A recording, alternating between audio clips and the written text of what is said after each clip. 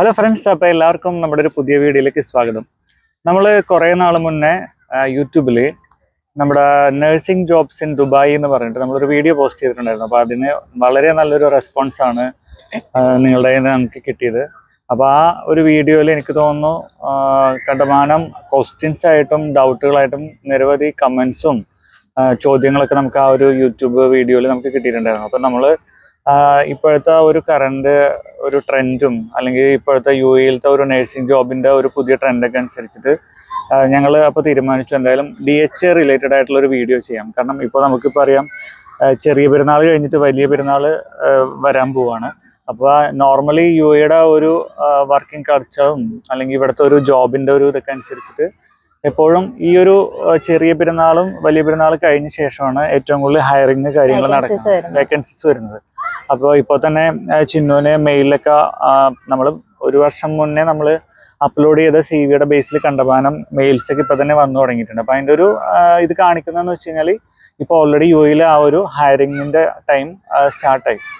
അപ്പോൾ നമ്മുടെ ഇന്നത്തെ ഈ വീഡിയോൻ്റെ ഒരു കണ്ടന്റ് എന്ന് പറയുന്നത് തന്നെ അധികം വലിച്ചു നീട്ടാണ്ട് എന്താണ് DHA. അപ്പോൾ DHA-യുടെ ഇപ്പോഴത്തെ ലേറ്റസ്റ്റ് ആയിട്ടുള്ള ഇൻഫർമേഷൻസ് എന്താണ്, അപ്പോൾ നമ്മളുടെ ഒരു ചെറിയ അളവിൽ നിന്ന് അല്ലെങ്കിൽ നമ്മൾ ഈ ഒരു ജോബ് വേണ്ടിയിട്ട് ട്രൈ ചെയ്ത സമയത്ത് നമ്മൾ നടത്തിയ എൻക്വയറീസും അല്ലെങ്കിൽ നമ്മൾക്ക് പരിചയമുള്ള ആൾക്കാരെ അല്ലെങ്കിൽ ഈ ഒരു ജോബ് നഴ്സിംഗ് ജോബായിട്ട് ബന്ധപ്പെട്ട ആൾക്കാരെ എന്നൊക്കെ നമുക്ക് കിട്ടിയ ഇൻഫർമേഷനൊക്കെ ഉൾപ്പെടുത്തിയിട്ടുള്ള ഒരു വീഡിയോ ആണ്. അപ്പോൾ നിങ്ങൾ മാക്സിമം ഇത് സ്കിപ്പ് ചെയ്യാതെ കാണുക. മറ്റുള്ളവരിലേക്ക്, പ്രത്യേകിച്ച് നഴ്സിംഗ് ജോബ് എസ്പെഷ്യലി ദുബായിൽ DHA ബേസ് ചെയ്തിട്ട് നഴ്സിംഗ് ജോബ് നോക്കുന്ന ആൾക്കാർക്ക് ഈ വീഡിയോ നിങ്ങൾ ഷെയർ ചെയ്ത് കൊടുക്കാം. ഓക്കെ, നമ്മളപ്പോൾ പോസ്റ്റ് ചെയ്ത ആ വീഡിയോയിൽ വന്നിട്ടുള്ള കുറച്ച് കമൻസ് നമ്മൾ നിങ്ങളായിട്ട് ഷെയർ ചെയ്യുവാണ്. അപ്പോൾ ആ കമൻറ്റിനെ ബേസ് ചെയ്തിട്ട് നമ്മൾ സംസാരിച്ച് കഴിഞ്ഞാൽ എനിക്ക് തോന്നുന്നു വീഡിയോ കുറച്ചും കൂടി ക്ലാരിറ്റി ഉണ്ടാകും. അപ്പോൾ നമുക്ക് ജസ്റ്റ് നോക്കാം. എല്ലാ കമൻസും വായിക്കുന്നില്ല, പക്ഷേ അതിൽ കുറച്ച് പേര് ചോദിച്ചിട്ടുള്ള കമൻസിൻ്റെ കോമൺ കമൻസ് അതിൻ്റെ ഒരു ബ്രീഫ് ആയിട്ടുള്ള ഒരു എക്സ്പ്ലനേഷൻ നമുക്ക് തരാം. കാരണം നമ്മൾ കമന്റിന് റിപ്ലൈ കൊടുക്കുമ്പോൾ അവർക്ക് എത്രത്തോളം അത് മനസ്സിലാവുന്ന അറിയില്ല. അപ്പൊ അതുകൊണ്ട് നമ്മൾ ഒന്നുകൂടെ നന്നായിട്ട് പറഞ്ഞ് മനസ്സിലാക്കാൻ ശ്രമിക്കുന്നു. അപ്പൊ ഇതില് ഏറ്റവും കൂടുതൽ ആൾക്കാർ ചോദിച്ചിരിക്കുന്നത് DHA പാസ്സായിട്ട് ഇവിടെ വന്നു കഴിഞ്ഞാൽ നമുക്ക് വേക്കൻസി ഉണ്ടോ. ഏറ്റവും കൂടുതൽ ആൾക്കാർ ചോദിച്ചിരിക്കുന്ന ഒരു ക്വസ്റ്റൻ അതാണ്. എക്സാം പാസ്സായി കഴിഞ്ഞു വന്നാല് ഇവിടെ വേക്കൻസി ഉണ്ടോ. ഇവൻ മറ്റ് GCC കൺട്രീസിൽ നിന്നാണെങ്കിലും ഇപ്പൊ സൗദിയിൽ നിന്നാണെങ്കിലും ഒക്കെ റിസൈൻ ചെയ്ത് അല്ലെങ്കിൽ അതിന് മുന്നേ ഇവിടെ വന്നാൽ നമുക്ക് വേക്കൻസി ഉണ്ടോ, ജോബ് കിട്ടുമോ എന്ന് കുറച്ച് പേര് ചോദിച്ചിട്ടുണ്ടായിരുന്നു. അപ്പോൾ അതിനുള്ള റിപ്ലൈ എന്ന് പറഞ്ഞാല് നമുക്കിപ്പോ ഇവിടെ വേക്കൻസീസ് ഉണ്ട്. ഇപ്പൊ ഇവിടെ ക്ലിനിക്കിലാണെങ്കിലും ഹോസ്പിറ്റൽസിലാണെങ്കിലും ഒക്കെ ചില സമയത്ത് വേക്കൻസി കുറവായിരിക്കും, ചില സമയത്ത് വേക്കൻസീസ് ഉണ്ടായിരിക്കും. അപ്പൊ നമുക്ക് കറക്റ്റ് ആയിട്ട് പ്രെഡിക്റ്റ് ചെയ്യാൻ പറ്റില്ല ഇന്ന സമയത്താണെന്ന് പറഞ്ഞ് എപ്പോഴാണ് കൂടുതൽ വേക്കൻസി എന്ന് നമുക്ക് പറയാൻ പറ്റില്ല. ബട്ട് നമുക്ക് കിട്ടും. പ്രത്യേകിച്ച് നമ്മളൊരു നഴ്സ് ആയതുകൊണ്ട് അറ്റ്ലീസ്റ്റ് ഒരു 1 year 2 year GCC country experience ഉണ്ടെങ്കിൽ നമുക്ക് എവിടെയാണെങ്കിലും ജോബ് കിട്ടും. അത് നമുക്ക് 100% ഉറപ്പിക്കാം. പിന്നെ ഈവൻ എന്തെങ്കിലും ഇപ്പൊ നമ്മളൊരു ഭാഗ്യ പരീക്ഷണം എന്നൊക്കെ പറയുന്ന പോലെ എന്തെങ്കിലും ഒരു കാരണം കൊണ്ട് നമുക്ക് മിസ്സാവാം എന്നുള്ളത് മാത്രമേ ഉള്ളൂ. അതല്ലെങ്കിൽ നമുക്ക് ഉറപ്പായിട്ടും ഒരു നഴ്സ് അല്ലെങ്കിൽ ഒരു ഹെൽത്ത് പ്രൊഫഷൻ ആണെങ്കിൽ നമുക്ക് എന്തായാലും ഒരു ജോബ് കിട്ടും. പിന്നീട് ചോദിച്ചിരിക്കുന്ന ക്വസ്റ്റ്യൻസ്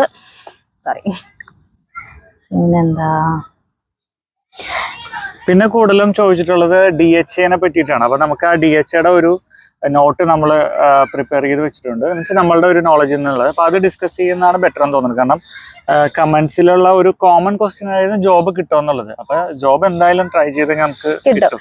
പിന്നെ വരുന്ന ഒരു ക്വസ്റ്റ്യൻ ആണ്, ഫ്രഷർ ആയാല് കിട്ടുമോ, എക്സ്പീരിയൻസ്ഡ് നിർബന്ധമാണോ എന്നുള്ള ഒരു ക്വസ്റ്റ്യൻസും കുറെ പേരായിട്ട് എനിക്ക് ഇവിടെ മെസ്സേജ് അയച്ചിട്ടുണ്ടായിരുന്നു. അതായത് ഇപ്പൊ ഞാനിവിടെ നാട്ടില് എനിക്ക് ഇത്ര എക്സ്പീരിയൻസ് ഉണ്ട്, അപ്പൊ ഞാൻ ആ എക്സ്പീരിയൻസ് വെച്ച് ഇവിടെ വന്നു കഴിഞ്ഞാൽ എനിക്ക് ജോബ് കിട്ടുമോ. അതല്ല ഇപ്പൊ ഞാൻ എക്സാം രജിസ്റ്റേർഡ് നഴ്സ് ആണെങ്കിലും GNM ആണെങ്കിലും ഞാൻ എക്സാം പാസ്സായിട്ടേ ഉള്ളൂ. അപ്പൊ അത് കഴിഞ്ഞ് ഇവിടെ വന്നാൽ ഞാൻ ഫ്രഷർ ആണെങ്കിലും ജോലി കിട്ടുമോ. അങ്ങനെ കുറച്ച് പേര് ചോദിച്ചിട്ടുണ്ട്. അതായത് വിത്തൗട്ട് എക്സ്പീരിയൻസ് വിത്ത് എക്സ്പീരിയൻസ് നമുക്ക് ജോബ് കിട്ടുമോ എന്ന് കുറച്ച് പേര് ചോദിച്ചിട്ടുണ്ടായിരുന്നു. അപ്പോൾ അതിനുള്ള റീസൺ എന്ന് പറഞ്ഞാൽ ഇവര് ഏറ്റവും കൂടുതലായിട്ട് ദുബായിലാണെങ്കിൽ ഇപ്പൊ എന്റെ ഒരു എക്സ്പീരിയൻസ് വെച്ച് ഞാൻ പറയാണ്, അവര് ഏറ്റവും കൂടുതൽ നോക്കുന്നത് ദുബായിൽ നമുക്ക് വർക്കിംഗ് എക്സ്പീരിയൻസ് ഉണ്ടോ എന്നാണ് നോക്കുന്നത്. ദുബായ് മീൻസ് ഇപ്പൊ നമ്മളിപ്പോ DHA-നെ പറ്റിയിട്ടാണ് സംസാരിക്കുന്നത്. അപ്പൊ ദുബായ് എന്ന് പറഞ്ഞത് യുണൈറ്റഡ് അറബ് എമിറേറ്റ്സിൽ 7 എമിറേറ്റ്സിൽ പെടുന്ന ഒരു എമിറേറ്റ്സ് ആണ് ദുബായ്. അപ്പോൾ UAE-ൽ എവിടെയെങ്കിലും ഏതെങ്കിലും ഒരു എമിറേറ്റ്സിൽ ജോബ് ഉണ്ടെങ്കിൽ നമ്മൾ അത് ദുബായിയുടെ DHA-യിലേക്ക് ഒരു എക്സ്പീരിയൻസ് ആയിട്ട് കൺസിഡർ ചെയ്യാൻ പറ്റും. അപ്പോൾ അവർ ഉദ്ദേശിക്കുന്നത് അത് തന്നെയാണ്. നമുക്ക് ഈ UAE എവിടെയെങ്കിലും എക്സ്പീരിയൻസ് ആൾക്ക് ഇവിടെ പെട്ടെന്ന് ജോബ് കിട്ടാനായിട്ട് സാധ്യത കുറച്ച് കൂടുതലാണ്. പിന്നെ പുതിയ DHAയുടെ ഇപ്പൊ ഒരു അപ്ഡേഷൻ വന്നിരിക്കുന്ന വെച്ചാൽ മുൻപ് ഓരോ എമിറേറ്റ്സിന്റെ അടിസ്ഥാനത്തിൽ പല എക്സാംസ് ആയിരുന്നു ഡിഫറൻസ്, MOH, HAD, DHA എന്നൊക്കെ പറഞ്ഞു. ഇപ്പൊ അവര് പറയുന്ന ഒരു പുതിയ അപ്ഡേറ്റ് എന്ന് പറഞ്ഞാൽ ഒറ്റ എക്സാം, നമുക്ക് ഒറ്റ എക്സാമിന്റെ ഒരു സിസ്റ്റം വരുന്നുണ്ട്. അതുപോലെ ഒരു എമിറേറ്റ്സിലത്തെ ജോബ് ചെയ്യുന്ന ആൾക്കോ അല്ലെങ്കിൽ അവിടെ നിന്ന് വേറൊരു എമിറേറ്റ്സിലേക്ക് പെട്ടെന്ന് നമുക്ക് അവിടേക്ക് ട്രാൻസ്ഫറും കാര്യങ്ങളൊക്കെ മുന്നത്തെക്കാട്ടും കുറച്ചും കൂടി എളുപ്പമായി എന്നുള്ള ഒരു അപ്ഡേറ്റ് ആണ് നമുക്കിപ്പോ വരുന്നത്. പിന്നെ ഇതിൽ വേറൊരു ക്വസ്റ്റ്യൻ, അത് എനിക്ക് ഒരാളായിട്ട് ചോദിച്ചിട്ടുള്ളൂ, നമ്മളുടെ പേഴ്സണൽ കോണ്ടാക്ട് നമ്പർ ചോദിച്ചിട്ടുണ്ടായിരുന്നു.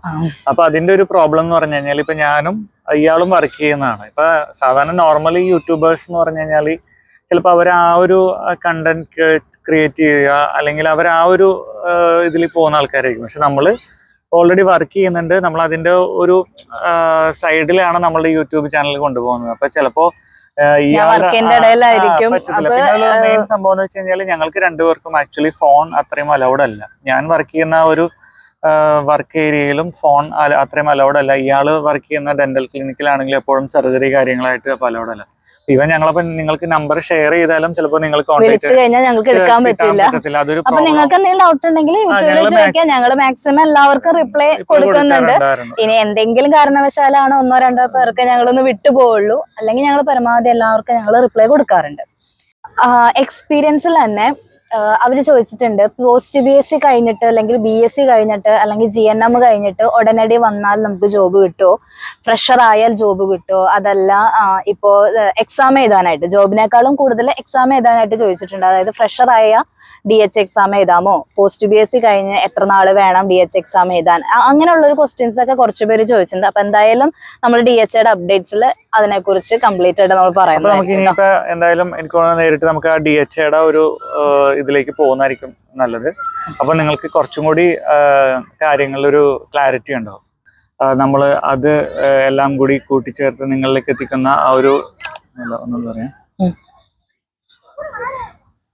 ഓക്കെ, അപ്പൊ ഇനി നമുക്ക് പെട്ടെന്ന് തന്നെ DHയുടെ അപ്ഡേറ്റ്സും അല്ലെങ്കിൽ നമ്മൾ കളക്ട് ചെയ്തിട്ടുള്ള ഇൻഫർമേഷന്റെ ആ ഒരു പാർട്ടിലേക്ക് പോവാം. അപ്പോൾ എന്തൊക്കെയാണ് നമ്മളുടെ ആളുകളായിട്ട് ഷെയർ ചെയ്യാനായിട്ട് നമുക്കുള്ള ആ ഒരു ഇൻഫർമേഷൻസ് എന്ന് പറയും. ഫസ്റ്റ് പറയുന്നത്, നമ്മൾ ഏതൊരു എക്സാം എഴുതുകയാണെങ്കിൽ നമുക്ക് ഫസ്റ്റ് നോക്കേണ്ടത് നമ്മുടെ എലിജിബിലിറ്റി ആണ്. നമ്മൾ പഠിച്ചിരിക്കുന്ന കോഴ്സിന് എന്തോരം എലിജിബിലിറ്റി ഉണ്ടെന്നുള്ളതാണ് നമ്മൾ ആദ്യം നോക്കേണ്ടത്. അപ്പോൾ ശരിക്കും DH എക്സാം എഴുതാനായിട്ട് അത് ഏതൊരു സ്പെഷ്യലിസ്റ്റ് ആണെങ്കിലും, അതല്ല ഇപ്പോൾ ഏതൊരു പ്രൊഫഷണൽ നഴ്സിംഗ് ഒരു ഹെൽത്ത് കെയർ പ്രൊഫഷണൽ ഉള്ള ആളാണെങ്കിലും അവരുടെ സ്പെഷ്യലിസ്റ്റിനനുസരിച്ചിട്ടുള്ള എക്സാമാണ് നമ്മൾ എഴുതുന്നത്. അപ്പോൾ നഴ്സിംഗ്, ഞാൻ ഒരു നഴ്സ് ആയതുകൊണ്ട് തന്നെ നമ്മൾ നഴ്സിംഗിൽ തന്നെ രണ്ട് തരത്തിലുള്ള പഠിക്കുന്നുണ്ട്. ഒന്ന് രജിസ്റ്റേർഡ് നഴ്സിനും പിന്നെ ഒന്ന് അസിസ്റ്റന്റ് നഴ്സിനും. അതായത് രജിസ്റ്റേർഡ് നഴ്സ് എന്ന് പറയുമ്പോൾ ഇവിടുത്തതനുസരിച്ച് നമ്മൾ പോസ്റ്റ് BSc അല്ലെങ്കിൽ BSc കംപ്ലീറ്റ് ആയവരാണ് രജിസ്റ്റേർഡ് നഴ്സായിട്ട് പറയുന്നത്. അസിസ്റ്റന്റ് നഴ്സ് എന്ന് പറയുന്നത് നമ്മൾ ഡിപ്ലോമ, അതായത് നമ്മുടെ നാട്ടിലെ GNM അല്ലെങ്കിൽ ANM അങ്ങനെ ഉള്ള എക്സാംസ് പാസ്സായിട്ടുള്ളവർ അല്ലെങ്കിൽ ആ ഒരു കോഴ്സ് പാസ്സായിട്ടുള്ളവരെയാണ് നമ്മൾ അസിസ്റ്റന്റ് നഴ്സായിട്ട് പറയുന്നത്. പിന്നെയുള്ള ഈ ഒരു ക്രൈറ്റീരിയയിൽ തന്നെ, അതായത് നമ്മുടെ എക്സാം ക്രൈറ്റീരിയയിൽ തന്നെ പെടുന്ന നമ്മുടെ ഈ ഒരു കോഴ്സിൻ്റെ ഇതിൽ പെടുന്നത് നമ്മൾ അഫിലിയേഷനുള്ള, അതായത് ഏതൊരു സ്ഥലത്തെ ആണെങ്കിലും, ഇപ്പൊ നമ്മൾ കേരളത്തിൽ നിന്നാണെങ്കിലും അതല്ല ഇന്ത്യയിലെ ഏതെങ്കിലും ഒരു സ്ഥലത്തു നിന്നാണെങ്കിലും അഫിലിയേഷൻ ഉള്ള, അതായത് ഗവൺമെന്റ് അപ്രൂവ്ഡ് ആയിട്ടുള്ള ഒരു കോളേജിൽ നിന്ന് വേണം നമ്മൾ നമ്മുടെ പഠനം പൂർത്തിയാക്കാൻ. അങ്ങനെ ഉണ്ടെങ്കിൽ മാത്രമേ നമുക്ക് DH എക്സാം എഴുതാൻ പറ്റുള്ളൂ. അല്ലെങ്കിൽ നമുക്ക് DH എക്സാം എഴുതാന്ന് പറഞ്ഞാൽ വളരെ വലിയൊരു കടമ്പയാണ്. അത് കടക്കാന്ന് പറഞ്ഞാൽ കുറച്ച് ബുദ്ധിമുട്ടാണ്. അപ്പോൾ ഒന്ന് നമ്മൾ പഠിക്കുന്നതെന്ന് പറഞ്ഞാൽ വാലിഡ് ആയിട്ടുള്ള ഒരു കോഴ്സ് ആയിരിക്കണം. ഒന്നെങ്കിൽ രജിസ്റ്റേർഡ് നഴ്സ് കഴിഞ്ഞിട്ടുള്ളവരായിരിക്കണം, അല്ലെങ്കിൽ രജിസ്റ്റേർഡ് നഴ്സിന് BSc നഴ്സിംഗ് കഴിഞ്ഞിട്ടുള്ളവരായിരിക്കണം, അല്ലെങ്കിൽ GNM കഴിഞ്ഞിട്ടുള്ളവരായിരിക്കണം. പിന്നെ ഉള്ളതെന്ന് പറഞ്ഞാൽ നമ്മൾ പഠിക്കുന്ന കോളേജ് അത് അഫിലിയേഷൻ ഉള്ള, അതായത് ഗവൺമെന്റ് അപ്രൂവ്ഡ് ആയിട്ടുള്ള കോളേജിൽ നിന്ന് വേണം നമുക്ക് പഠിച്ചിറങ്ങി അപ്ലൈ ചെയ്യാനായിട്ട്. സെക്കൻഡ് ആണ് വരുന്നത് എക്സ്പീരിയൻസ്. ഇപ്പൊ നമ്മൾ ഒരു ഫ്രഷർ ആണെങ്കിലും അതല്ല നമ്മൾ എക്സ്പീരിയൻസ്ഡ് ആയിട്ടുള്ള ആളാണെങ്കിലും നമുക്ക് DH എക്സാമിന് അപ്ലൈ ചെയ്യാം. അത് എവിടെ നിന്നുള്ള എക്സ്പീരിയൻസ് ആണെങ്കിലും നമുക്ക് വാലിഡ് ആണ്. പക്ഷെ അതിന് നമുക്ക് സർട്ടിഫിക്കറ്റ് നമ്മുടെ കയ്യിലുണ്ടായിരിക്കണം. നമ്മളിപ്പോ എവിടെയാണോ വർക്ക് ചെയ്തത്, ഇപ്പൊ നമ്മൾ ഒരു സ്ഥലത്ത് വർക്ക് ചെയ്ത് കഴിഞ്ഞാൽ ഓൾറെഡി നമുക്ക് അവിടെ നിന്ന് ഒരു വർക്കിംഗ് എക്സ്പീരിയൻസ് സർട്ടിഫിക്കറ്റ് നമ്മൾ അവിടെ ഫിനിഷ് ചെയ്യുമ്പോഴോ അല്ലെങ്കിൽ നമ്മൾ ചെയ്തുകൊണ്ടിരിക്കുകയാണെങ്കിലും നമുക്ക് എക്സ്പീരിയൻസ് സർട്ടിഫിക്കറ്റ് കിട്ടും. അപ്പോൾ ആ ഒരു എക്സ്പീരിയൻസ് സർട്ടിഫിക്കറ്റ് നമുക്ക് ഇതിന് ആവശ്യമാണ്. അത് ചിലപ്പോൾ 1 വർഷമായിരിക്കാം, ചിലപ്പോൾ 6 മാസമായിരിക്കാം, വാട്ടെവർ, അത് എന്തെങ്കിലും ആയിക്കോട്ടെ. പക്ഷെ എക്സ്പീരിയൻസ് സർട്ടിഫിക്കറ്റ് നമുക്ക് DHA എക്സാമിന് ആവശ്യമായിട്ടുള്ള മറ്റൊരു ഘടകമാണ്. ഇപ്പൊ ഞാനൊരു ഡൗട്ട് ചോദിക്കുന്നത്, നമ്മളിപ്പോ DHA എക്സാമിന് വേണ്ടി പ്രിപ്പയർ ചെയ്യുന്ന ഒരാളാണെങ്കിൽ ചിലപ്പോൾ നാട്ടിൽ വർക്ക് ചെയ്തിട്ട് ചിലപ്പോൾ ഏതെങ്കിലും കാരണം കൊണ്ട് ചിലപ്പോൾ ഒരു ബ്രേക്ക് എടുക്കേണ്ടി വന്നു. ചിലപ്പോൾ കുട്ടികളൊക്കെ ഉണ്ടായി കഴിഞ്ഞാൽ ചിലപ്പോൾ അവർ ഹോസ്പിറ്റലിൽ ചിലപ്പോൾ പോകാൻ പറ്റത്തില്ല, കുട്ടികളെ നോക്കണം. അപ്പൊ കരിയറിൽ ഒരു ബ്രേക്ക് വന്നു കഴിഞ്ഞാൽ അങ്ങനെയുള്ള ആളുകൾക്ക് DHA എക്സാം എഴുതാൻ പറ്റുമോ? DHAയുടെ ഇപ്പോഴത്തെ റൂൾ പ്രകാരം നമ്മൾ സെർച്ച് ചെയ്തത്, നമ്മൾ ചോദിച്ചിട്ടുള്ള ഒരു ഇത് പ്രകാരം 2 വർഷമോ അതിൽ താഴെയോ, മിനിമം 2 വർഷമോ അതിൽ താഴെയോ ഉള്ളവർക്ക് എക്സാം എഴുതാൻ ഒരു പ്രശ്നമില്ല. കാരണം വളരെ ചെറിയ ഷോർട്ട് പീരീഡ് ആണ് 2 വർഷം എന്ന് പറയുന്നത്. ഒരു ചെറിയ കുട്ടി ആയി കഴിഞ്ഞ് കുട്ടിയുടെ 2 വയസ്സ് വരെയൊക്കെ ഒരു ടൈമിൽ നമുക്ക് ഗ്യാപ്പ് കുഴപ്പമില്ല. ശേഷം പിന്നെ കുട്ടി, കാരണം നമ്മൾ ചിലപ്പോൾ പഠിച്ച് വർക്ക് ചെയ്തിട്ടുള്ളവരായിരിക്കും, അല്ലെങ്കിൽ ജസ്റ്റ് പഠിച്ച് കഴിഞ്ഞ് കല്യാണം കഴിഞ്ഞു, ആ ഒരു ഗ്യാപ്പ്, അത് 2 വർഷം എന്ന് പറയുന്നത് ഒരു വലിയ ഗ്യാപ്പ് അല്ല. അതിന് ഒരു എക്സാം എഴുതാനായിട്ട് യാതൊരു തരത്തിലുള്ള പ്രശ്നമില്ല. പക്ഷേ 2 വർഷത്തിൽ കൂടുന്തോറും എക്സാം എഴുതാനല്ല, അത് കഴിഞ്ഞിട്ടുള്ള കാര്യങ്ങൾക്ക് ചിലപ്പോൾ കുറച്ച് ബുദ്ധിമുട്ടുകൾ ഉണ്ടാവും. കാരണം എക്സാം അങ്ങനത്തെ കാര്യങ്ങളൊക്കെ ശരിക്കും നമ്മളുടെ കയ്യിലുള്ള ഒരു കാര്യമാണ്. എന്ന് വെച്ചാൽ എക്സാമിന് നന്നായിട്ട് പ്രിപ്പയർ ചെയ്യുക, എക്സാം എഴുതുക.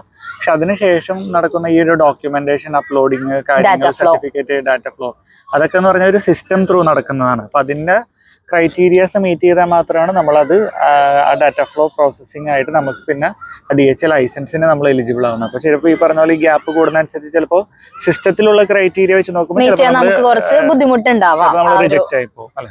ചിലപ്പോൾ അതിന് കുറച്ച് കാലയളവ് താമസമോ അല്ലെങ്കിൽ നമ്മൾ വേറെ എന്തെങ്കിലുമൊക്കെ അതിന് വേണ്ടി എക്സ്ട്രാ ആഡ് ചെയ്യോ അങ്ങനെ എന്തെങ്കിലുമൊക്കെ ചെയ്യേണ്ടി വരും. അത് ഡിപ്പെൻസ് ഓൺ, നമുക്ക് മുന്നേ കൂട്ടി പ്രെഡിക്റ്റ് ചെയ്യാൻ പറ്റില്ല. അതിനനുസരിച്ചിരിക്കും നമ്മുടെ. പിന്നെ അപ്പോൾ നമ്മൾ പറഞ്ഞു നമ്മുടെ DHAക്ക് വേണ്ട എഡ്യൂക്കേഷൻ ക്വാളിഫിക്കേഷൻ പറഞ്ഞു, നമ്മുടെ എക്സ്പീരിയൻസ് പറഞ്ഞു. ദെൻ നെക്സ്റ്റ് വരുന്നതാണ് DHA എക്സാം. സാധാരണ നമ്മൾ ഈ ദുബായിലേക്ക് നമ്മൾ DHA എക്സാം എഴുതുവാണെങ്കിൽ ഫസ്റ്റ് എക്സാം കഴിഞ്ഞതിന് ശേഷം നമുക്ക് ഡാറ്റ ഫ്ലോയും എലിജിബിലിറ്റി ക്രൈറ്റീരിയയും ചെയ്താൽ മതി. അതല്ല മറിച്ച് നമ്മൾ ഇപ്പോൾ ഹാദ്, MOH, അതായത് ഷാർജയിലേക്കോ അബുദാബിയിലേക്കോ നമ്മൾ ഹാദോ MOH എഴുതുവാണെങ്കിൽ ഫസ്റ്റ് നമുക്ക് ഡാറ്റ ഫ്ലോയും എലിജിബിലിറ്റിയും കഴിഞ്ഞതിന് ശേഷമായിരിക്കും നമ്മൾ എക്സാം എഴുതുന്നത്. അപ്പോൾ ഈ ഒരു ഡിഫറൻസ് ഇതിന് രണ്ടിലുണ്ട്.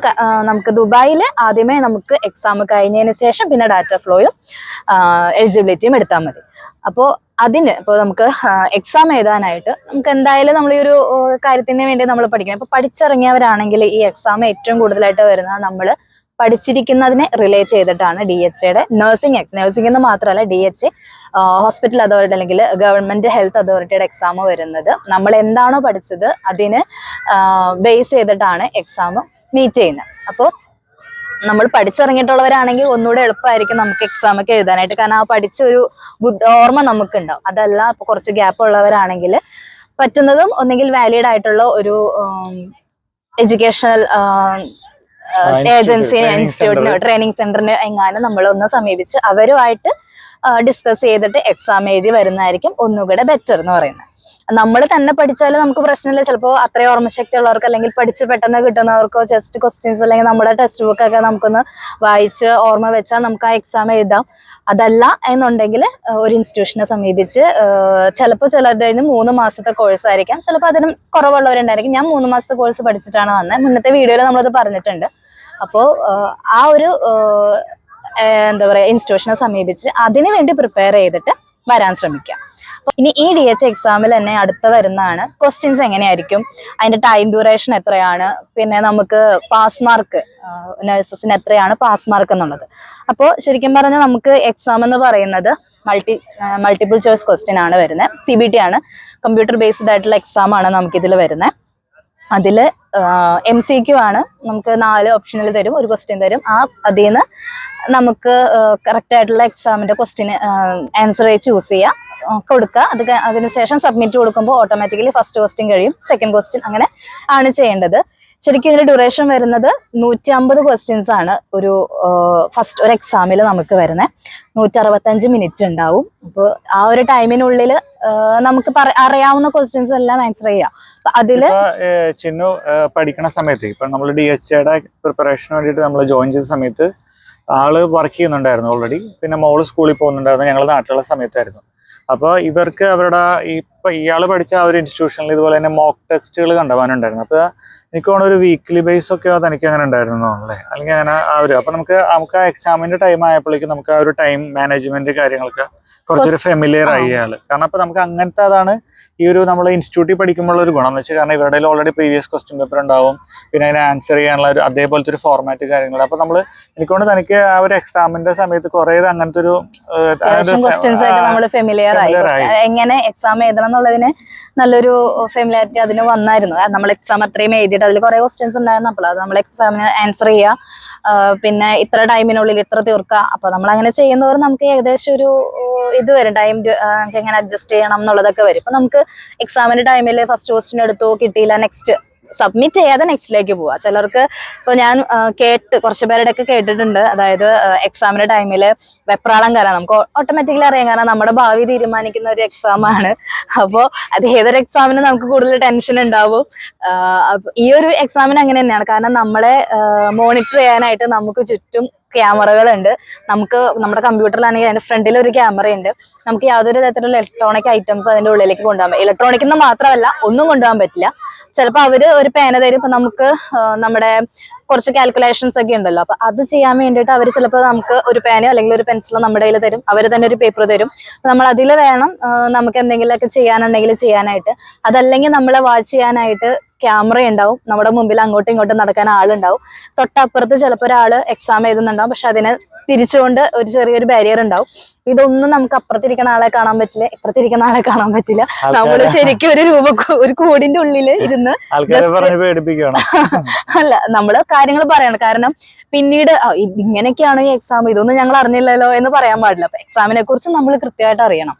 കമ്പ്യൂട്ടർ ബേസ്ഡ് എക്സാം ആയതുകൊണ്ട് തന്നെ എല്ലാം ആക്ച്വലി നമുക്ക് ഇതാരും പറഞ്ഞു തന്നിട്ടില്ല. ഇപ്പൊ ഇയാളിപ്പോ ഞാൻ പോയത് കൊണ്ടുള്ളൊരു കാരണം നമ്മള് സത്യത്തില് നമുക്ക് ജോബ് വേണം, അല്ലെങ്കിൽ ദുബായിലേക്ക് ജോബിന് വരണം എന്നുള്ളതിൽ വരുമ്പോ നമ്മുടെ ഒരു പ്രൈം ഇതെന്ന് പറഞ്ഞു കഴിഞ്ഞാൽ എപ്പോഴും ജോബ് കിട്ടാന്ന് മാത്രമായിരിക്കുള്ളൂ. അതിൽ നമ്മള് കുറെ ഇൻഫർമേഷൻ ഒക്കെ കളക്ട് ചെയ്യുമെങ്കിലും ചിലപ്പോൾ ചില ഇൻഫർമേഷൻസ് ഒക്കെ ജെന്യൂൻ ആയിരിക്കാം, ചിലത് നമ്മൾക്ക് കറക്റ്റ് ഇൻഫർമേഷൻ കിട്ടത്തില്ല. പിന്നെ ഇപ്പൊ ഞങ്ങൾ ഫേസ് ചെയ്തുള്ള ഒരു മെയിൻ പ്രോബ്ലം എന്ന് വെച്ചാൽ, ഞങ്ങളുടെ ഫാമിലിയിൽ ഈ DH എഴുതിയിട്ട് ആരും. പിന്നെ ഞങ്ങളുടെ ഫാമിലിയിൽ നഴ്സിംഗ് പഠിക്കുന്ന കുട്ടികളുണ്ട്. എൻ്റെ സിസ്റ്റേഴ്സും അവരൊക്കെ നഴ്സിംഗ് പഠിച്ച് ഇപ്പോൾ കംപ്ലീറ്റ് ആയ ആൾക്കാരൊക്കെ ഉണ്ട്. അപ്പോൾ ഈ എനിക്ക് തോന്നുന്നു ആ നഴ്സിംഗ് പ്രൊഫഷനിൽ ഇപ്പൊ ചിന്നു ആയിരിക്കും ചിലപ്പോൾ ഫസ്റ്റ് ജോബ് കിട്ടിയിട്ട് പുറത്തേക്ക് വന്നത്. പക്ഷെ വേറെ ജോബ് കിട്ടിയിട്ട് അങ്ങനെ വന്നിട്ടുള്ള ആൾക്കാരൊക്കെ ഉണ്ട് നമ്മുടെ ഫാമിലിയിൽ തന്നെ. പക്ഷെ നഴ്സിംഗ് പ്രൊഫഷനിൽ ചിന്നു ആണ് ഫസ്റ്റ് വന്നത്. അപ്പൊ നമ്മുടെ ഫാമിലിയിലത്തെ ഒരാള് സംസാരിക്കുമ്പോ നമുക്ക് കുറച്ചും കൂടി അതൊരു ഇതായിരിക്കും. അപ്പോൾ നമ്മൾക്ക് അങ്ങനെ ചോദിക്കാൻ ആരും ഉണ്ടായിരുന്നില്ല. അപ്പൊ നമ്മൾ ഈ പറഞ്ഞ പോലെ കിട്ടിയ ഇൻഫർമേഷനും മറ്റുള്ളവരോട് ചോദിച്ചിട്ടുള്ള കാര്യങ്ങളൊക്കെയാണ് ഇപ്പൊ നിങ്ങളായിട്ട് ഷെയർ ചെയ്യുന്നത്. ഇപ്പോൾ എക്സാമിന്റെ അതാണ് വരുന്നത്. ആ ഒരു കമ്പ്യൂട്ടർ ബേസ്ഡ് ആയിട്ടുള്ള എക്സാമിൽ കമ്പ്യൂട്ടർ മുമ്പിലിരുന്ന് നമ്മൾക്ക് വരുന്ന ക്വസ്റ്റ്യൻസിന് ആൻസർ ചെയ്യുക. അതല്ല ഇപ്പൊ ഒരു ക്വസ്റ്റ്യൻ കിട്ടിയില്ല, നമ്മൾ സ്കൂളിൽ ചെയ്യുന്ന പോലെ തന്നെ ഒരു ക്വസ്റ്റ്യൻ കിട്ടിയില്ല എന്നാ പിന്നെ അടുത്തതിൽ നോക്കാം എന്നുള്ള രീതിയിൽ നമ്മൾ നെക്സ്റ്റ് അടിച്ച് അടുത്തത് പോവുക. ഒരിക്കലും സബ്മിറ്റ് കൊടുക്കരുത്. കാരണം ചിലവര് അങ്ങനെ ഒരു കാര്യം പറഞ്ഞിട്ടുണ്ട്, നമ്മുടെ വെപ്രാളത്തിന്റെ പുറത്ത് ലാസ്റ്റ് നമുക്കൊരു സബ്മിറ്റ് എന്നുള്ളൊരു ചെറിയൊരു കോളം ഉണ്ട്. ആ കോളം കൊടുത്തു കഴിഞ്ഞാൽ ഓട്ടോമാറ്റിക്കലി നമ്മുടെ എക്സാം സബ്മിറ്റ് ആവും. അപ്പോൾ നമുക്ക് ഒന്നും ചെയ്യാൻ പറ്റില്ല. ജസ്റ്റ് ഒരു ക്വസ്റ്റ്യൻ നോക്കുക, എക്സാം സബ്മിറ്റ് ആയി കഴിഞ്ഞാൽ പിന്നെ അവിടെ ഇരിക്കണവർക്ക് ഒന്നും ചെയ്യാൻ പറ്റില്ല. നമ്മുടെ കയ്യിലാണ് ഇരിക്കണേ. പിന്നുള്ളത് അവിടെ നിന്ന് ഇറങ്ങാന്നുള്ളത് മാത്രമുള്ള ഒരു വഴി. അപ്പോൾ അതൊക്കെ ശ്രദ്ധിച്ച് ചെയ്യുക. അപ്പോൾ ഒരു ക്വസ്റ്റ്യൻ കഴിഞ്ഞ് കിട്ടിയില്ലെങ്കിൽ നെക്സ്റ്റ് അടിക്കുക. നെക്സ്റ്റ് അടിച്ചു കഴിഞ്ഞാൽ അതുപോലെ പ്രീവിയസ് ക്വസ്റ്റ്യനിലേക്ക് വരാനുള്ള ഓപ്ഷനും ഉണ്ട്. അപ്പോൾ ക്വസ്റ്റ്യൻ വായിക്കുക, കിട്ടണില്ല അടുത്ത ക്വസ്റ്റ്യൻ എടുക്കുക, എന്നാൽ അത് ആൻസർ ചെയ്യാൻ പറ്റുമെങ്കിൽ അത് ആൻസർ ചെയ്യുക. അങ്ങനെ നമുക്ക് പറ്റുന്ന ക്വസ്റ്റ്യൻസ് ആദ്യം ആൻസർ ചെയ്തിട്ട് പിന്നീട് കിട്ടാത്ത ക്വസ്റ്റ്യൻസിന് വേണ്ടിയിട്ട് കുറച്ച് സമയം ചിലവാക്കുക. അപ്പൊ അങ്ങനെയാണ് ഞാൻ എൻ്റെ എക്സാം എഴുതിയത്. അപ്പോൾ 150 ക്വസ്റ്റ്യൻസ് 163 മിനിറ്റ് ഫുൾ ഇംഗ്ലീഷിൽ മാത്രമാണ് ക്വസ്റ്റ്യൻസ് ഉണ്ടാവുക. ഇതാണ് DH എക്സാമിന്റെ ഒരു ഇതെന്ന് പറയുന്നത്. ചിന്ന എക്സാമിന് പ്രിപ്പയർ ചെയ്ത സമയത്ത് ഞാൻ നാട്ടിലുണ്ടായിരുന്നല്ലോ. അപ്പോൾ ഇതിപ്പോ ഞാൻ ജസ്റ്റ് എന്താ പറയാ, നമ്മളൊരു പാർട്ട്ണറോ അല്ലെങ്കിൽ നമ്മളൊരു എന്താ പറയാ മ്യൂച്വൽ അണ്ടർസ്റ്റാൻഡിങ്ങിന്റെ ഒരു കാര്യം ഞാൻ പറയുന്നത്. കാരണം ഇപ്പൊ ചിന്നു നമ്മൾ ഫസ്റ്റ് പഠിച്ച് തുടങ്ങിയ സമയത്ത് എനിക്ക് തോന്നുന്നു വീക്കിലി ഒരു 1 day 2 days അങ്ങനെയൊക്കെ ആയിരുന്നു കുറച്ചും കൂടി ഒരു ഹാർഡ് വർക്ക് ചെയ്യണം, അല്ലെങ്കിൽ വീക്കെൻഡ് അതല്ലെങ്കിൽ നമ്മൾക്ക് എപ്പോഴെങ്കിലും ഇയാളുടെ ഡ്യൂട്ടി മാറി അങ്ങനെയൊക്കെ വരുന്ന സമയത്ത്. പക്ഷെ അപ്പോഴുള്ളൊരു പ്രശ്നം എന്ന് വെച്ചാൽ നമുക്ക് ആ ഒരു കണ്ടിന്യൂഷൻ പോയിട്ട് അത് കറക്റ്റ് ആളുടെ ഒരു ട്രാക്കിലേക്ക് വരാൻ കുറച്ച് ടൈം എടുത്തു. ഇപ്പോൾ ഈ 3 months എന്ന് പറഞ്ഞു കഴിഞ്ഞാൽ ഫസ്റ്റ് ഒരു 2-3 weeks ഒക്കെ ശരിക്കും പറഞ്ഞാൽ എനിക്ക് അങ്ങനെ കുറേ പോയിട്ടുണ്ട്. അപ്പോൾ നമ്മൾ എപ്പോഴും പറയുന്നത് നമ്മളിപ്പോൾ ഒരു വൈഫാണെങ്കിൽ അല്ലെങ്കിൽ നമ്മളെ ഹസ്ബൻഡാണ് ഇതിലേക്ക് വരുന്നതെങ്കിൽ നമ്മൾ കുറച്ചൊന്ന് ഒരു മ്യൂച്വൽ അണ്ടർസ്റ്റാൻഡിങ്ങിൽ കുക്കിങ്ങോ അല്ലെങ്കിൽ ബാക്കി വാഷിങ് കാര്യങ്ങളൊക്കെ ഒന്ന് പരസ്പരം ഇത് ചെയ്ത് കഴിഞ്ഞാൽ നമുക്കപ്പോൾ ഒരു റെഗുലർ ബേസിൽ ഡെയിലി നമുക്ക് ഇതിനൊരു ടൈം വെച്ചുകൊണ്ട് നമുക്കിങ്ങനെ പോയി കഴിഞ്ഞാൽ ഒരു 1 to 3 weeks ഒക്കെ ആകുമ്പോൾ നമ്മൾ ഓട്ടോമാറ്റിക്കായിട്ട് ആ ഒരു ട്രാക്കിലേക്ക് വരും. അപ്പോൾ അത് വളരെ ഇമ്പോർട്ടൻ്റ് ആണ്. കാരണം അല്ലെങ്കിൽ പ്രശ്നം എന്ന് വെച്ച് കഴിഞ്ഞാൽ നമ്മൾ ഡ്രൈവിംഗ് പഠിക്കുന്ന പോലെ തന്നെയാണ്. നമ്മൾ ചിലപ്പോൾ ആ പഠിക്കുന്ന ഒരു 2 ദിവസം നമ്മൾ ഭയങ്കര അതിന് കോൺഫിഡൻ്റ് ആയിരിക്കും. പിന്നെ ചിലപ്പോൾ നമ്മൾ ഒരു കുറച്ച് ദിവസം ഗ്യാപ്പ് ഇട്ട് വീണ്ടും വരുമ്പോൾ നമ്മൾ വീണ്ടും ആ ഒരു ടൈം പീരീഡും അല്ലെങ്കിൽ ആ എക്സാമിൻ്റെ ഒരു ടൈമൊക്കെ മീറ്റ് ചെയ്യുന്നതിൽ നമ്മൾ ചിലപ്പോൾ ഒന്ന് പിന്നോട്ട് പോകാൻ സാധ്യതയുണ്ട്. പിന്നെ ഈ എക്സാമിന് നെഗറ്റീവ് മാർക്കില്ല. ഏറ്റവും വലിയൊരു പ്ലസ് പോയിന്റ് അതാണ്. നമുക്ക് PSC എഴുതണ പോലെ നെഗറ്റീവ് മാർക്കില്ല. നമ്മൾ എത്ര ക്വസ്റ്റ്യൻ ആൻസർ ചെയ്യുന്ന അതിനനുസരിച്ച് പോയിന്റ് കിട്ടും. തെറ്റുത്തരം കിട്ടിയാലും അതങ്ങ് തെറ്റായിട്ട് പോവും, നെഗറ്റീവ് മാർക്ക് വരില്ല. പിന്നെ പാസിംഗ് മാർക്ക് വേണമെന്ന് പറഞ്ഞാൽ BSc നഴ്സിനാണെങ്കിൽ 55% വേണം. അതല്ല അസിസ്റ്റന്റ് നഴ്സിനാണെങ്കിൽ 50% ആണ് നമുക്ക് പാസ് മാർക്ക് വേണ്ടത്. അപ്പൊ അതാണ് എക്സാം പ്രൊസീജിയർ എന്ന് പറയുന്നത്. അപ്പൊ നമ്മൾ എക്സാം എഴുതി പാസ്സായി ചിലപ്പോൾ ഒരു 3 to 4 days 5 daysനുള്ളിലൊക്കെ നമ്മുടെ എക്സാം റിസൾട്ട് വരും. അതും ഡിപ്പെൻസ് ഓൺ ആണ്. ചിലപ്പോൾ കുറേ പേര് എക്സാം ചെയ്താണെങ്കിൽ ആ ഒരു 5 daysനുള്ള 6 or 7 ഒക്കെ ആവാം. അപ്പൊ ശരിക്കും 3 to 5 daysനുള്ള അല്ലെങ്കിൽ 3 to 6-7 daysനുള്ളിലൊക്കെ നമ്മുടെ എക്സാം റിസൾട്ട് വരും. എക്സാം റിസൾട്ട് വന്നു കഴിഞ്ഞാൽ നമ്മുടെ നെക്സ്റ്റ് സ്റ്റെപ്പ് എന്ന് പറയുന്നത് ഡാറ്റ ഫ്ലോ ചെയ്യാന്നുള്ളതാണ്. ഞാനിപ്പോൾ ഡാറ്റ ഫ്ലോയുടെ കാര്യം പറഞ്ഞപ്പോൾ ഒരു ഡൗട്ട് ചോദിക്കുന്നതാണ്. ഇപ്പൊ നമ്മൾക്ക് നമ്മുടെ സർട്ടിഫിക്കറ്റ് കാര്യങ്ങളൊക്കെ നമ്മൾ ഓൺലൈനിലാണല്ലോ ഇത് അപ്ലോഡ് ചെയ്യുന്നത്. അപ്പൊ ഈ അറ്റസ്റ്റേഷൻ കാര്യങ്ങളൊക്കെ നമ്മൾ അതിന് മുമ്പാണോ ചെയ്യേണ്ടത്, അല്ലെങ്കിൽ ഡാറ്റ ഫ്ലോ എല്ലാം കഴിഞ്ഞിട്ട് ലാസ്റ്റ് ആണോ അറ്റസ്റ്റേഷൻ ചെയ്യുന്നത്? നമുക്ക് ലാസ്റ്റ് ആണ്. കാരണം നമ്മൾ ഒരു സ്ഥലത്ത് നമ്മുടെ സർട്ടിഫിക്കറ്റ് ഒറിജിനൽ കൊണ്ടു കൊടുക്കുന്നില്ല. എല്ലാം അവിടുത്തെ നമ്മുടെ സർട്ടിഫിക്കറ്റിന്റെ സോഫ്റ്റ് കോപ്പി മാത്രമാണ് അവർക്ക് വേണ്ടത്. അപ്പൊ നമുക്ക് ഫസ്റ്റ് DHA സൈറ്റ് ആദ്യം നമ്മൾ ക്രിയേറ്റ് ചെയ്യും. നമുക്ക് ഓൺ പാസ്വേഡും യൂസർ ഐഡിയും വെച്ച് നമുക്ക് ആദ്യം നമ്മൾ ഡാറ്റ ഫ്ലോന് കൊടുത്ത ആ ഒരു ടൈമിൽ തന്നെ നമ്മൾ അറ്റസ്റ്റേഷൻ കൊടുത്തുണ്ട്. കാരണം എന്തോ 2 weeks എന്തോ അറ്റസ്റ്റേഷൻ എടുക്കുമെന്ന് തോന്നുന്നു. അപ്പൊ നമ്മള് ഡാറ്റ ഫ്ലോ കൊടുത്ത അതേ ഒരു ടൈം തന്നെ നമ്മൾ ഇങ്ങനെ പിന്നെ എനിക്ക് തോന്നുന്നു ആ ഒരു 15 days സേവ് ചെയ്യാൻ വേണ്ടിയിട്ട് എനിക്ക് തോന്നുന്നു നമ്മൾ ആ ടൈമിൽ തന്നെ എന്തോ എംബസി അറ്റസ്റ്റേഷനും കാര്യങ്ങളും കൊടുത്തെന്ന് തോന്നുന്നു. പിന്നെ UAE നിങ്ങൾ അറൈവ് ആയിക്കതിന് ശേഷം ഇവിടുത്തെ മിനിസ്ട്രി ഓഫ് ഫോറിൻ അഫയേഴ്സ് എന്ന് പറഞ്ഞ ഒരു മൊഫ അറ്റസ്റ്റേഷൻ അത് മാത്രമാണ് നമ്മൾ ഇവിടെ വന്നിട്ട് ചെയ്തത്. അപ്പൊ നമുക്ക് എപ്പോഴെങ്കിലും നിങ്ങളിപ്പോ അങ്ങനെ ഇപ്പൊ ഞാനിപ്പോ പറഞ്ഞ പോലെ ഇപ്പൊ ഇത് ബക്രീദ് കഴിഞ്ഞിട്ട് ഒരു ഇതൊക്കെ വരുന്ന സമയത്ത് നമ്മൾ ഫസ്റ്റ് ചെയ്യുന്ന പ്രിപ്പറേഷൻ കാര്യങ്ങൾ അതൊക്കെ കഴിഞ്ഞ് ഇപ്പൊ ഈക്വൽ കഴിഞ്ഞ് പോസിബിൾ അല്ലെങ്കിൽ തന്നെ നെക്സ്റ്റ് ഇയർ ആണെങ്കിലും നിങ്ങളപ്പോൾ ഈ ഒരു സർട്ടിഫിക്കറ്റ് അറ്റസ്റ്റേഷന്റെ ഒരു ടൈമും കൂടി കാൽക്കുലേറ്റ് ചെയ്യണം. അല്ലെങ്കിൽ ചിലപ്പോൾ ഈ പറഞ്ഞ പോലെ പിന്നെ ഒരു 15 days കൂടി ചിലപ്പോൾ ഡിലേ ആവാനായിട്ട് സാധ്യതയുണ്ട്. അപ്പോൾ നമ്മുടെ DHAയുടെ എക്സാമിന്റെ കാര്യം പറഞ്ഞ പോലെ അതായത് നമ്മൾ ആദ്യം സൈറ്റ് ക്രിയേറ്റ് ചെയ്യണം. ഇപ്പൊ നമ്മളൊരു ഏജൻസിനെ സമീപിക്കുകയാണെങ്കിൽ അവർ തന്നെ അല്ല. അപ്പൊ അതല്ല നമ്മൾ എക്സാം കൊടുക്കുന്ന ആരാണെങ്കിൽ നമുക്ക് തന്നെ ചെയ്യാൻ കുറെ ബുദ്ധിമുട്ടാണ്. അപ്പൊ നമ്മൾ പരമാവധി ഇതേപോലെയുള്ള ആരെങ്കിലും സമീപിച്ച് ചെയ്യാനായിട്ട് ശ്രമിക്കുക. അപ്പൊ നമുക്കൊന്നുകൂടെ എളുപ്പമായിരിക്കും. കാരണം നമ്മുടെ വർക്കിന്റെ ഇടയിൽ നമുക്ക് ഇങ്ങനത്തെ കാര്യങ്ങളൊന്നും ചെയ്യാന്ന് പറഞ്ഞാൽ എളുപ്പമുള്ള കാര്യമല്ല. അപ്പോ പരമാവധി നമ്മൾ മറ്റൊരാളെ കൊടുത്ത്, കാരണം അപ്പൊ നമുക്ക് വർക്കിനും കുറച്ച് സമയം കണ്ടെത്താം. അവരവരുടെ കാര്യങ്ങൾക്ക് അനുസരിച്ച് ഇത് ചെയ്തോളും. അപ്പോൾ നമുക്ക് ആദ്യം സൈറ്റ് നമുക്ക് നമ്മുടെ ഒരു ID അവർ ക്രിയേറ്റ് ചെയ്ത് തരും. ആ ID ക്രിയേറ്റ് ചെയ്ത് പിന്നീട് നമ്മുടെ എല്ലാ കാര്യങ്ങളും ചെയ്യുന്ന ആ ഒരു ID ത്രൂ ആണ്. അപ്പൊ നമ്മുടെ യൂസർ ഐഡിയും പാസ്വേഡും കൂടിയിട്ടാണ് അവർ നമ്മുടെ എല്ലാ ക്രൈറ്റീരിയസും നമുക്ക് വേണ്ടി ചെയ്യുന്നത്. അപ്പോൾ ഫസ്റ്റ് നമ്മുടെ ഇത് ചെയ്ത് കഴിഞ്ഞാൽ പിന്നീട് പറയുന്ന എക്സാമിനുള്ള കാര്യങ്ങളാണ്. അപ്പോൾ നമ്മുടെ ക്വാളിഫിക്കേഷനും നമ്മുടെ മറ്റെല്ലാ ക്രൈറ്റീരിയാസ് മീറ്റ് ചെയ്താൽ നമ്മുടെ ഇപ്പോൾ നമ്മൾ എക്സ്പീരിയൻസ് നമ്മൾ പഠിച്ച കോളേജ് അങ്ങനെയെല്ലാം മീറ്റ് ചെയ്ത് കഴിഞ്ഞാൽ ഇപ്പൊ നമ്മൾ എക്സാമിന് നമ്മൾ പ്രിപ്പയർ ആയി കഴിഞ്ഞാൽ പിന്നെ വരുന്നതാണ് എക്സാമിന് ഡേറ്റ് എടുക്കുക എന്നുള്ളത്. അത് നമുക്ക് കൺവീനിയന്റ് ആയിട്ടുള്ള ഒരു ഡേറ്റിന് നമുക്ക് എടുക്കാൻ സാധിക്കും. അതിപ്പോ നമ്മൾ കൊടുക്കുന്ന ഏജൻസിയോട് പറഞ്ഞു കഴിഞ്ഞാൽ അവർ കറക്റ്റ് ടൈമിങ്ങിന് നമുക്കൊരു എക്സാമിന്റെ ഡേറ്റ് നമുക്ക് എടുത്തു തരും. ബാക്കി എല്ലാ എക്സാമിന്റെ കാര്യങ്ങൾ കഴിഞ്ഞാൽ പിന്നെ എക്സാം പാസ്സായി കഴിഞ്ഞാൽ നമ്മുടെ അടുത്തൊരു ഘട്ടമാണ് ഡാറ്റ ഫ്ലോ. അപ്പൊ അതിന് നമുക്ക് ആവശ്യമായിട്ടുള്ള കാര്യങ്ങൾ എന്തൊക്കെയാണെന്ന് വെച്ചാൽ, ഒന്ന് നമ്മുടെ വാലിഡ് ആയിട്ടുള്ള പാസ്പോർട്ട്, പിന്നെ നമ്മുടെ വാലിഡ് ആയിട്ടുള്ള ഒരു പാസ്പോർട്ട് സൈസ് ഫോട്ടോ, റീസെന്റ് ആയിട്ട് എടുത്തൊരു പാസ്പോർട്ട് സൈസ് ഫോട്ടോ, പിന്നെ നമ്മൾ ഏതാണോ കോഴ്സ് കഴിഞ്ഞിരിക്കുന്ന ആ കോഴ്സിന്റെ രജിസ്ട്രേഷൻ സർട്ടിഫിക്കറ്റ്, പിന്നീട് വരുന്ന കോൺവോക്കേഷൻ സർട്ടിഫിക്കറ്റ്, പിന്നെ ട്രാൻസ്ക്രിപ്റ്റ്, നമ്മൾ കോളേജിൽ നിന്ന് നമ്മൾ അവിടെ നിന്നാണ് പഠിച്ചിറങ്ങിയെന്നുള്ളതിന്റെ ഒരു ട്രാൻസ്ക്രിപ്റ്റ് വേണം. പിന്നീട് വേണ്ടത് എക്സ്പീരിയൻസ് സർട്ടിഫിക്കറ്റ്, നമ്മൾ എവിടാണോ എക്സ്പീരിയൻസ്ഡ് ആയിട്ടുള്ളത് അതിന്റെ എക്സ്പീരിയൻസ് സർട്ടിഫിക്കറ്റ് വേണം. പിന്നെ ഗുഡ് സ്റ്റാൻഡിങ് സർട്ടിഫിക്കറ്റ്, അതായത് നമ്മൾ ഏത് സ്ഥലത്തു നിന്നാണോ നമ്മൾ വർക്ക് ചെയ്യുന്നത്, ഇപ്പം നമ്മൾ കേരളത്തിലാണ്, അതല്ല ഇന്ത്യക്ക് പുറത്ത് മറ്റേതെങ്കിലും സംസ്ഥാനങ്ങളിലാണെങ്കിൽ അവിടെ നിന്നുള്ള വാലിഡ് ആയിട്ടുള്ള ഗുഡ് സ്റ്റാൻഡിങ് സർട്ടിഫിക്കറ്റ് വേണം. പിന്നീട് വേണ്ടത് BLS അല്ലെങ്കിൽ ACLSന്റെ സർട്ടിഫിക്കറ്റ്, അതായത് നമ്മൾ ബേസിക് ലൈഫ് സപ്പോർട്ട്, അത് ദുബായിൽ നല്ല GCC കൺട്രീസിൽ എവിടെ വർക്ക് ചെയ്യുകയാണെങ്കിലും നമുക്കത് ആവശ്യമാണ്. അപ്പോൾ അതിന്റെ നമ്മൾ കോഴ്സിന് പോയിട്ടുള്ള ഒരു വാലിഡ് ആയിട്ടുള്ള സർട്ടിഫിക്കറ്റ്. അപ്പൊ ഇത്രയും കാര്യങ്ങളാണ് ഡാറ്റ ഫ്ലോ ചെയ്യാൻ വേണ്ടിയിട്ട് നമുക്ക് ആവശ്യമായിട്ടുള്ളത്. അപ്പോൾ ഡാറ്റ ഫ്ലോയിൽ കഴിഞ്ഞാൽ അപ്പോൾ ഏകദേശം ഒരു 30 to 50 അല്ലെങ്കിൽ 60, ഒരു 2 മാസത്തിനുള്ളിലൊക്കെയാണ് ഡാറ്റ ഫ്ലോ കഴിഞ്ഞ് കംപ്ലീറ്റ് ആയിട്ട് നമുക്ക് നമ്മുടെ കയ്യിലേക്ക് കിട്ടുക. ഡാറ്റ ഫ്ലോ കഴിഞ്ഞാൽ നമുക്ക് അടുത്തതെന്ന് പറഞ്ഞാൽ നമ്മുടെ ലൈസൻസ്, അതായത് എലിജിബിലിറ്റി നമുക്ക് എടുക്കാൻ സാധിക്കും. അപ്പോൾ ആ എലിജിബിലിറ്റിക്ക് നമ്മൾ ഡാറ്റ ഫ്ലോ കഴിഞ്ഞ് കഴിഞ്ഞാൽ ഓട്ടോമാറ്റിക്കലി നമുക്ക് എലിജിബിലിറ്റിക്ക് വേണ്ടിയിട്ട് അപ്ലൈ ചെയ്യാം. പിന്നെ ഇപ്പൊ നമ്മള് ലൈസൻസിന്റെ കാര്യങ്ങളും പിന്നെ ഈ DHAയുടെ ഇതിന്റെ കാര്യം പറഞ്ഞല്ലോ. അപ്പൊ നമ്മൾ വൺസ് എടുക്കുന്ന ഇതിന് എത്ര കാലമാണ് അതിന്റെ ഒരു ഡ്യൂറേഷൻ അല്ലെങ്കിൽ ഒരു വാലിഡിറ്റി ഉള്ളത്? നമ്മൾ എലിജിബിലിറ്റി എടുക്കുന്നത് ശരിക്കും 1 ഇയറിന് വേണ്ടിയിട്ടാണ്. ആ 1 ഇയർ കഴിഞ്ഞ് കഴിഞ്ഞാൽ നമ്മൾ വീണ്ടും എക്സാം എന്ന് പറയുന്നത് 5 വർഷത്തേക്കാണ് നമുക്ക് എക്സാമിന്റെ ഡ്യൂറേഷൻ വരുന്നത്. എക്സാം എഴുതി കഴിഞ്ഞാൽ 5 വർഷത്തേക്ക്. അപ്പൊ രജിസ്ട്രേർഡ് ആണെങ്കിലും അസിസ്റ്റന്റ് നേഴ്സ് ആയിട്ടുള്ള DH എക്സാം ആണെങ്കിലും 5 വർഷത്തേക്ക് നമുക്കത് വാലിഡ് ആണ്. 5 വർഷത്തേക്ക് നമുക്ക് നോക്കണ്ട. പക്ഷെ എലിജിബിലിറ്റി എന്ന് പറയുന്നത് 1 ഇയറിന് മാത്രമേ ഉള്ളൂ. ആ 1 ഇയറിനുള്ളിൽ നമ്മൾ എന്തായാലും ജോബിന് കയറിയിരിക്കണം. അല്ലെങ്കിൽ നമുക്ക് പിന്നീട് നമുക്ക് വീണ്ടും എലിജിബിലിറ്റിക്ക് അപ്ലൈ ചെയ്യേണ്ടി വരും. നമുക്ക് അത്രയും പൈസ ചെലവാണ്, മറ്റൊന്നുമല്ല.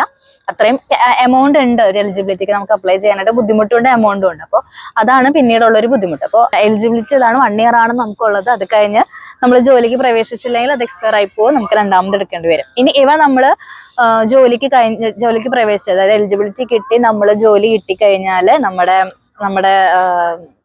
ലൈസൻസ് എന്ന് പറയുന്നത് അതാ പ്രൊഫഷണൽ നമ്മുടെ ക്ലിനിക് ആണെങ്കിലും ഹോസ്പിറ്റലാണെങ്കിലും അവരാണ് എടുക്കുന്നത്. 1 ഇയർ കഴിഞ്ഞാൽ നമ്മൾ നമ്മുടെ ലൈസൻസ് ഒന്ന് റിന്യൂ ചെയ്യേണ്ടി വരും. പക്ഷെ 2 വർഷം ഡ്യൂറേഷനിലാണ് നമുക്ക് നമ്മുടെ ID നമുക്ക് കയ്യിൽ കിട്ടുന്നത്.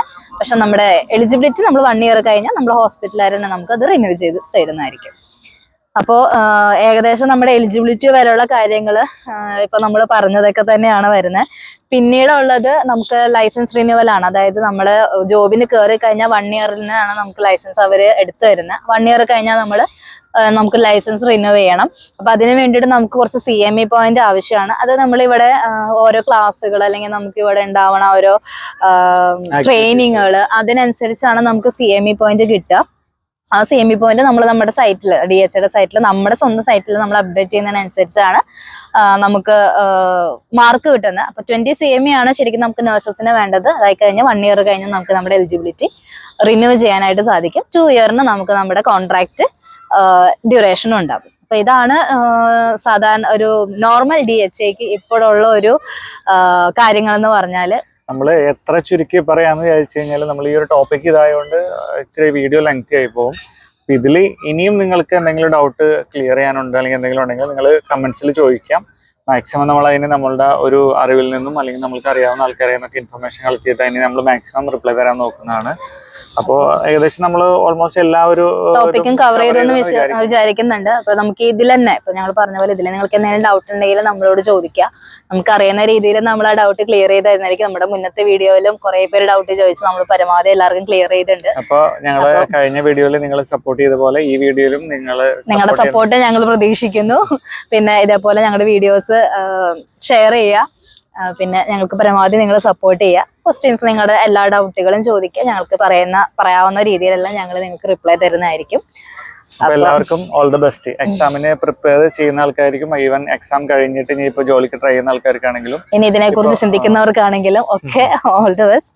അപ്പൊ നന്നായിട്ട് ചിന്തിച്ച് നല്ലൊരു ഡിസിഷൻ എടുക്കുക. അത് പുറത്തേക്കാണെങ്കിലും യൂറോപ്പിലേക്കാണെങ്കിലും GCCയിലേക്കാണെങ്കിലും എവിടേക്കാണെങ്കിലും നിങ്ങളുടെ കരിയർ കെട്ടുറപ്പിച്ച് നിർത്താൻ പറ്റുന്ന രീതിയിൽ നല്ലൊരു ഒരു ഇൻഫർമേഷൻസും അല്ലെങ്കിൽ ഒരു ഇതും നമ്മൾക്ക് ഒരു ചെറുതല്ല. ചിലപ്പോൾ നമ്മൾ വിചാരിക്കും അയ്യോ ഞാൻ ഇങ്ങനെ ഒരു ഡൗട്ട് ആളോട് ചോദിച്ചു കഴിഞ്ഞാൽ നമ്മളുടെ കരിയറാണ്, നമ്മൾ എത്ര ക്ലാരിഫൈ ചെയ്ത് അതിലേക്ക് പോകുന്നു അത്രയും ബെറ്റർ ആണ്. അപ്പൊ നമ്മൾ മറ്റുള്ളവരെ അധികം വെറുപ്പിക്കാത്ത രീതിയിൽ നമ്മൾ അവരോട് ക്വസ്റ്റ്യൻസ് ഒക്കെ ക്ലിയർ ചെയ്യുക.